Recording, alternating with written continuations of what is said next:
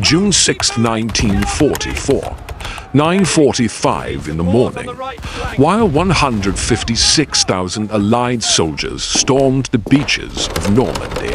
One of Germany's highest-ranking generals stood frozen outside a bedroom door, terrified to knock because the most powerful man in Europe was still sleeping. Colonel General Alfred Jodl gripped the intelligence reports so tightly his knuckles turned white. Behind him, two junior officers exchanged nervous glances. Through the thick oak door came only silence. The Führer had not yet awakened. Jodl had been living a nightmare for nearly 4 hours. The first frantic transmissions reached him at 5:30 that morning.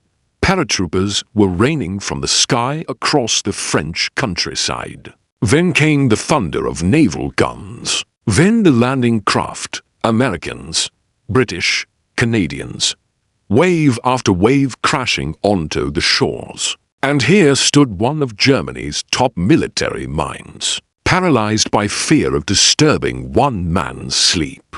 Every officer at the Berghof understood the unwritten. Lord Hitler had swallowed his sleeping medication the previous night. He never stirred before 10 o'clock, sometimes not until 11. Those foolish enough to wake him faced volcanic fury. That ended careers instantly. Jodl had witnessed officers shipped to the frozen hell of the Eastern Front for far lesser offenses. Others had simply vanished entirely. But this was not an ordinary morning. This was the invasion everyone had been dreading. Jodl rapped his knuckles against the wood, gently at first, then with more force. Nothing. He knocked again, his voice strained. "My Führer, critical intelligence from France." Silence answered him. The sedatives Hitler consumed were powerful concoctions prescribed by his personal doctor, Theodor Morel, a dangerous mixture of barbiturates that plunged him into unconsciousness so profound that even exploding shells during his front-line visits barely registered. Jodl pounded harder now. Minutes crawled past like hours. Finally, sounds from within. Footsteps, a muttered curse. The door swung open. Hitler stood before him wearing only his nightshirt, hair disheveled, face swollen from sleep and irritation. He was 54, but appeared decades older in that moment. His complexion was sallow, his eyes unfocused and heavy. This had better be worth it. "Jodl, my Führer, the invasion has commenced. Normandy, multiple beach assaults, paratroopers, dropping inland, massive naval bombardment. Allied forces are landing as we speak." Hitler fixed him with an unblinking stare. 3 seconds passed. 4. His expression transformed, but not into alarm or panic. Something else entirely flickered. Across his features, his gaze sharpened. The corners of his mouth twisted into something resembling satisfaction. "So," he breathed, "they've finally revealed themselves. They've played their card." He retreated into his chambers, leaving the door ajar. Jodl followed hesitantly. Hitler approached the window and gazed out at the Bavarian Alps glowing in the early sunlight, hands locked behind his back. "Normandy," he murmured. "Normandy, not Pas-de-Calais." Fascinating. Jodl held his tongue. Interrupting Hitler's contemplation was suicide. Beyond the glass, the mountains stood eternal and serene, utterly indifferent to the carnage erupting 700 miles westward. Birds chirped in the trees. A dog barked somewhere on the grounds below. The apocalypse felt impossibly distant. "It's a deception," Hitler announced. "Obvious to anyone with strategic vision. They want us to throw our reserves at Normandy. Then they'll launch the true assault at Calais. The Pas-de-Calais makes strategic sense. Shortest channel crossing, closest approach to German soil. This Is Eisenhower attempting to outsmart us? Jodl clutched his intelligence summaries. He had studied them repeatedly. The magnitude of the Normandy operation defied any feint. Thousands of vessels, thousands of aircraft, entire airborne divisions scattered behind the coastline. But Hitler was already in motion, dressing rapidly, summoning his adjutants. Bring me every incoming report, everything, and summon Keitel immediately. We must evaluate this properly before committing a single reserve unit. That word, commit. Jodl felt ice crystallize in his stomach. The panzer divisions, the 12th SS Panzer Division Hitlerjugend stationed near Le Sceau, Panzer Lehr positioned near Le Mans, both armored formations within striking range of the Normandy shores, both primed for immediate deployment, both paralyzed, awaiting authorization that only one man could provide, and that man, now fully uniformed, was actually smiling. This could be our greatest opportunity, Jodl, if Normandy represents their main thrust. If they've wagered everything on those beaches, we can annihilate them there, crush them against the sand, hurl them back into the waves, demonstrate to the world that Fortress Europe is impenetrable. The morning situation conference convened at 10:30. Additional reports had flooded in by then. The invasion wasn't faltering. It was accelerating. 5 distinct landing sectors now confirmed. Utah Beach on the Cotentin Peninsula, Omaha Beach, where American infantry was clawing through devastating German fire, but advancing nonetheless. Gold Beach, Juno Beach, Sword Beach, British and Canadian units pushing steadily inland. Airborne forces had seized critical bridges and road junctions behind the coastal defenses. Allied warships were methodically demolishing German fortifications with their heavy guns. Hitler absorbed every detail, standing rigid at the situation map, occasionally interrupting with questions. How many vessels? Impossible to determine. Precisely, reports indicated hundreds, possibly exceeding 1,000. How many aircraft? The skies were darkened with them. Allied air dominance was total. How many troops ashore? Estimates fluctuated wildly, but by noon the figures climbed past 50,000, then 70,000, then higher still. And Hitler kept circling back to his conviction. Calais. They're preserving their primary force for Calais. This Normandy operation is too predictable, too conventional. Rommel himself identified Normandy as a potential target. That's precisely why it won't be their genuine objective. They know we anticipate it. Field Marshal Gerd von Rundstedt, Commander-in-Chief, West, called from his headquarters at Saint-Germain-en-Laye outside Paris. He was 70 years old, a Prussian officer of impeccable lineage, and his voice carried the authority of 4 decades commanding armies. My Führer, I must urgently request permission to deploy the panzer reserves toward the landing zones. Every hour of delay allows the enemy to strengthen their foothold. Hitler's reply was instantaneous. Negative. Not yet. We must observe their complete strategy. First, if we commit our armor to Normandy and the genuine invasion strikes Calais, we'll have nothing remaining to oppose them. My Führer, with respect, the enormity of this assault, I comprehend the scale. Von Rundstedt, I also comprehend British expertise in deception.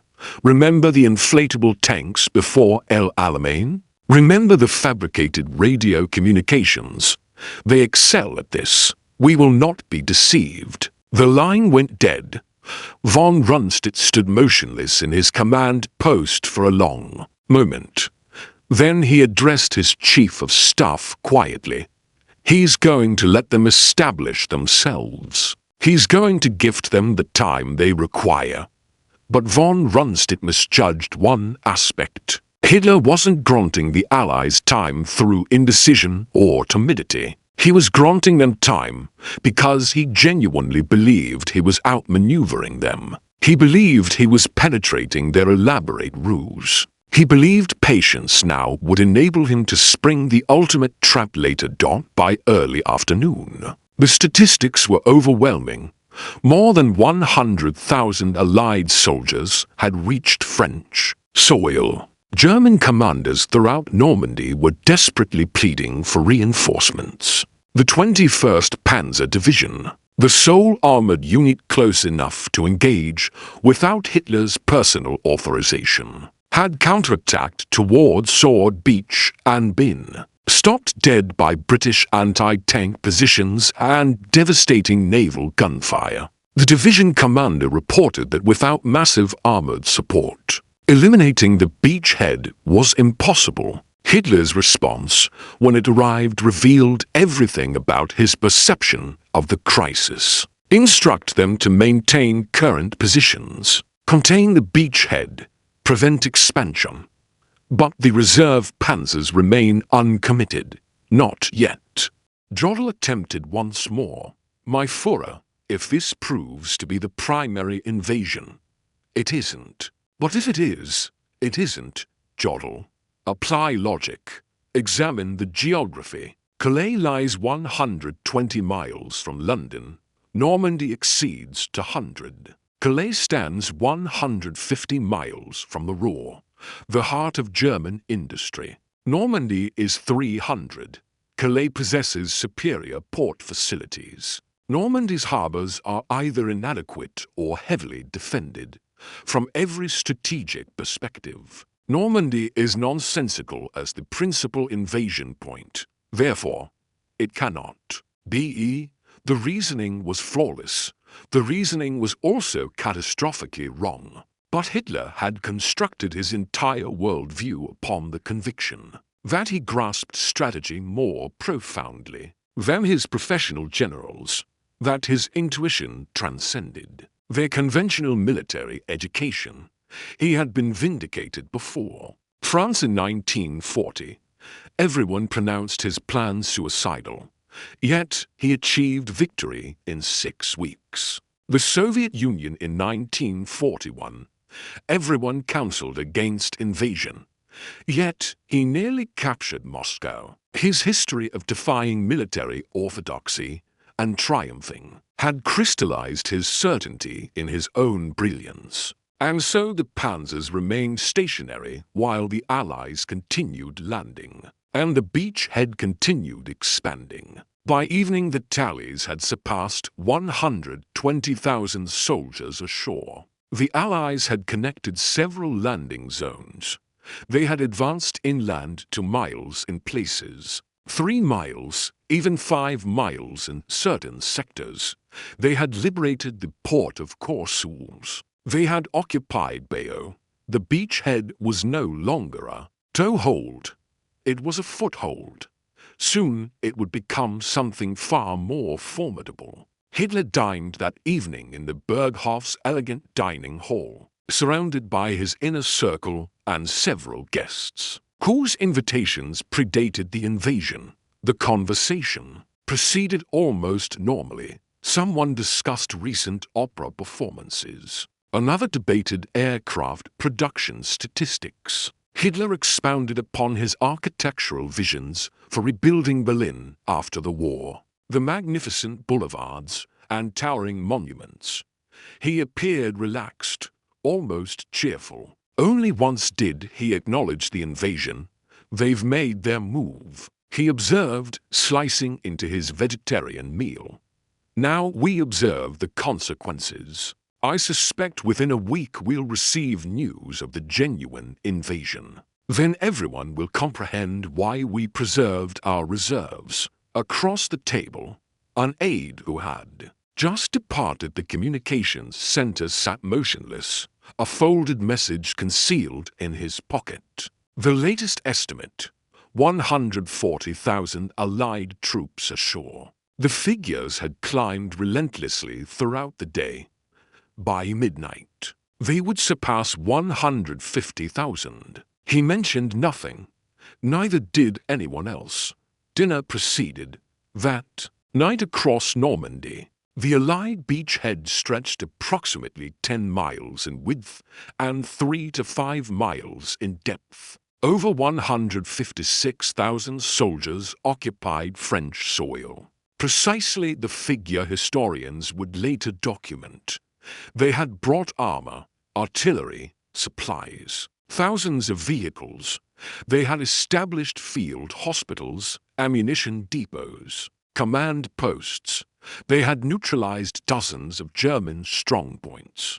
They had captured thousands of prisoners and the panzer reserves that might have struck them while they remained vulnerable. While they were still organizing, still consolidating their positions, sat motionless, awaiting authorization that would never arrive. Hitler retired that night, still convinced he had decided correctly, still convinced Normandy was a diversion, still convinced the genuine invasion was imminent. June 7th brought more of the same pattern. The beachhead expanded, additional troops landed, more supplies came ashore. The Allies advanced inland, capturing villages, controlling crossroads, establishing defensive perimeters. And Hitler continued withholding the panzers. Not until June 8th, a full 48 hours after the invasion commenced, did he finally authorize movement of certain reserve units toward Normandy. Not because his conviction about Calais had wavered. He still anticipated the primary invasion there, but the Normandy situation had deteriorated sufficiently that he could no longer entirely disregard it. He released some formations, not all. He maintained substantial forces near Calais, awaiting an invasion that would never materialize. By then, the moment had passed. The Allies had achieved air supremacy so absolute that German formations moving in daylight were massacred from above. The panzers that eventually did advance toward Normandy required days to arrive, traveling exclusively at night, concealing themselves during daylight hours, hemorrhaging vehicles and men to Allied fighter bombers with every mile. When they ultimately reached the combat zone, they arrived piecemeal, in scattered groups diminished to mount the overwhelming counteroffensive that might have hurled the Allies back into the sea. Field Marshal Erwin Rommel, commanding Army Group B across northern France, had been absent from his headquarters. On June 6th, he had been in Germany celebrating his wife's birthday, convinced the foul weather precluded any invasion attempt. When the news reached him, he raced back to France, driving through the night without rest. He arrived on June 7th to discover the situation already desperate. Rommel had devoted months preparing for this invasion. He had positioned obstacles across the beaches, mined the approaches, deployed his forces for immediate response. But his entire defensive concept assumed that when the invasion materialized, he would receive immediate authorization to employ the panzer reserves to strike the Allies while they remained exposed on the beaches. Hitler's decision to withhold those reserves demolished Rommel's entire strategy. On June 9th, Rommel transmitted a message to Hitler's headquarters. The language was carefully deferential, but the substance was unsparing. The Normandy situation was deteriorating hourly. The Allies were consolidating relentlessly, without overwhelming reinforcements, without total commitment of the panzer reserves. The beachhead could not be eliminated. Each passing day strengthened the Allied position. Hitler's response arrived the same day. Maintain current positions. Contain the enemy. Reserves will be committed when the situation clarifies. Rommel read the message twice. Then he turned to his chief of staff. He still believes Calais is coming. He's going to wait until stopping them becomes impossible. He was correct.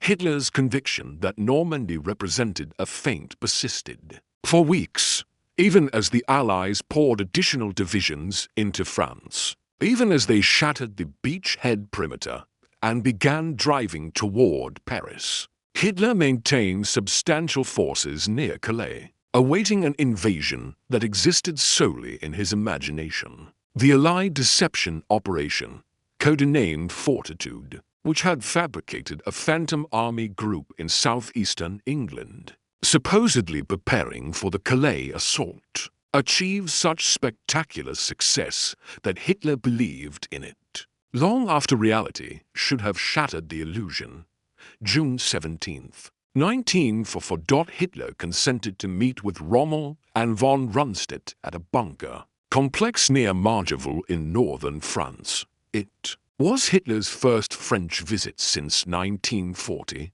and he arrived by automobile, refusing to fly because of Allied air superiority. The conference was strained from its opening moments. Rommel presented the situation in stark terms. The Allies now fielded over 500,000 troops on French soil. They controlled a beachhead 60 miles wide and 10 to 15 miles deep. They were landing supplies faster than German forces could interdict them. German units were being ground down by relentless Allied assaults supported by crushing air superiority and devastating naval bombardment. The situation was critical. Hitler listened, then responded, and his response demonstrated how completely he had divorced himself from reality. The solution is elementary. We hold every meter of territory. No retreats, no withdrawals. Every position becomes a fortress. We exact a price for every inch. Von Rundstedt, the venerable Prussian, could not remain silent. My Führer, that approach guarantees we lose the army in France. If we cannot maneuver, if we cannot withdraw to defensible positions, they will destroy us systematically. Hitler's compaction reddened. Withdraw. Withdraw to where? To Germany? You propose surrendering France without resistance. I propose preserving the army so we can continue fighting. If we lose the army in France, we lose the war. We lose the war if we display weakness. Hitler's voice was escalating now, his hands trembling visibly. Every retreat emboldens them. Every concession proves they can defeat us. We hold everything. That is my order. Rommel attempted a different approach. My Führer, perhaps we should explore a political resolution. Approach the British and Americans. Negotiate some form of separate peace. Then concentrate all our strength against the Soviets in the East. Hitler erupted. Political resolution. Negotiate with Churchill, with Roosevelt. They demand unconditional surrender. They seek Germany's annihilation. There is no political solution. There is only victory or death. The meeting disintegrated from there. Hitler accused his generals of defeatism, of faithlessness, of failing to grasp the larger picture. He invoked 1940 again. How everyone had doubted him then, and he had been vindicated. He spoke of revolutionary weapons under development. The V-1 flying bombs that had just begun striking London, the V-2 rockets that would follow, the jet fighters that would sweep Allied aircraft from the skies. Rommel and von Rundstedt departed. The meeting understanding nothing had changed. Hitler would persist in demanding every position be held. He would continue refusing strategic withdrawals. He would continue believing that determination and willpower could overcome material disadvantage. In Normandy, the attrition continued. German soldiers fought tenaciously, often brilliantly, but they were waging a losing war. Allied material superiority was staggering. For every German tank, 5 Allied tanks. For every German aircraft, 20 Allied aircraft. For every German shell, 50 Allied shells. The mathematics of attrition were merciless. and throughout, Hitler returned to the same themes. This was a contest of will. The side that refused to break would prevail. Germany had surmounted worse circumstances before. The enemy was fragile, divided, would collapse under sufficient pressure. On July 20th, 1944, a conspiracy of German officers attempted to assassinate Hitler with a bomb at his East Prussian headquarters. The assassination attempt failed. Hitler survived with minor injuries. His reaction to the conspiracy revealed how he interpreted the entire military situation. The problem wasn't his strategy. The problem wasn't his decisions. The problem was treason, betrayal, weakness among his generals. The purge that followed killed or imprisoned thousands of officers. Many had no connection to the conspiracy whatsoever, but Hitler now perceived conspirators everywhere. His paranoia, already severe, became absolute. He trusted no one. He questioned every report. He attributed every setback to sabotage or cowardice. In France, the collapse accelerated. On July 25th, the Americans launched Operation Cobra, a massive breakout from the Normandy beachhead. German lines disintegrated. American armored columns raced across France. Paris fell in late August. By September, Allied forces were approaching German territory, and Hitler's explanation for all of it: betrayal, incompetence, lack of will, never his own decisions, never his refusal to permit strategic withdrawals, never his insistence on defending indefensible positions, never his decision on June 6th to withhold the panzer reserves. Because he remained certain Normandy was a feint, historians would debate endlessly the counterfactuals of D-Day. What if Hitler had released the panzers immediately? What if he had permitted Rommel to position them closer to the coastline? What if he had accepted that Normandy was the genuine invasion and committed everything to repelling it? The scholarly consensus is that even with optimal German decisions, D-Day probably would have succeeded. Allied material superiority was too overwhelming. Allied air power was too dominant. Allied planning was too meticulous. But the beachhead would have been smaller. The casualties would have been higher.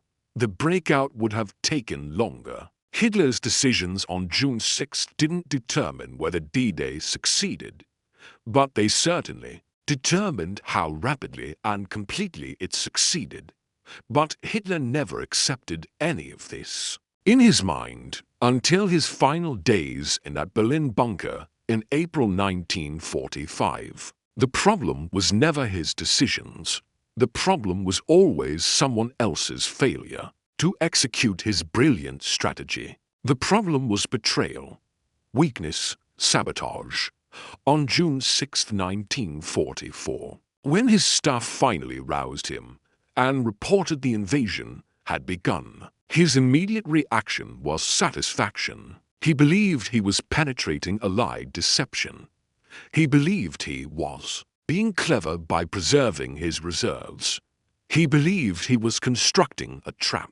He was wrong about everything, but he never acknowledged it. Not to his generals, not to himself. He died believing he had been betrayed, never comprehending that his own certainty, his own refusal to accept evidence contradicting his assumptions, his own conviction that he was more intelligent than everyone else, had been the true betrayal. On that June morning, standing in his nightshirt at the Berghof, gazing at the tranquil Bavarian peaks, he had said, "So they've revealed themselves." He believed he held the winning cards. He believed he understood the game better than anyone. He was wrong. The game was already finished. He simply hadn't realized it yet. 156,000 Allied soldiers were ashore, and more were coming. The liberation of Europe had commenced, and Hitler The man who proclaimed himself a military genius, the man who defied conventional wisdom and prevailed, the man who trusted his intuition above all evidence, had made the precisely wrong decision at the precisely wrong moment. He had made it with confidence, with certainty, with absolute conviction that he was right. That, perhaps, was the most terrifying aspect of his character. Not that he made mistakes. Everyone makes mistakes. But that he made catastrophic mistakes, while remaining completely convinced he was making brilliant decisions. That he led his nation to annihilation while believing until the end that he was leading it to glory. On June 6, 1944, he had been presented with a choice: accept reality or cling to assumption. Trust evidence or trust intuition. Respond to what was actually occurring or respond to what he believed should be occurring. He chose wrong. And by the time he recognized it, if he ever truly did, it was far too late to matter.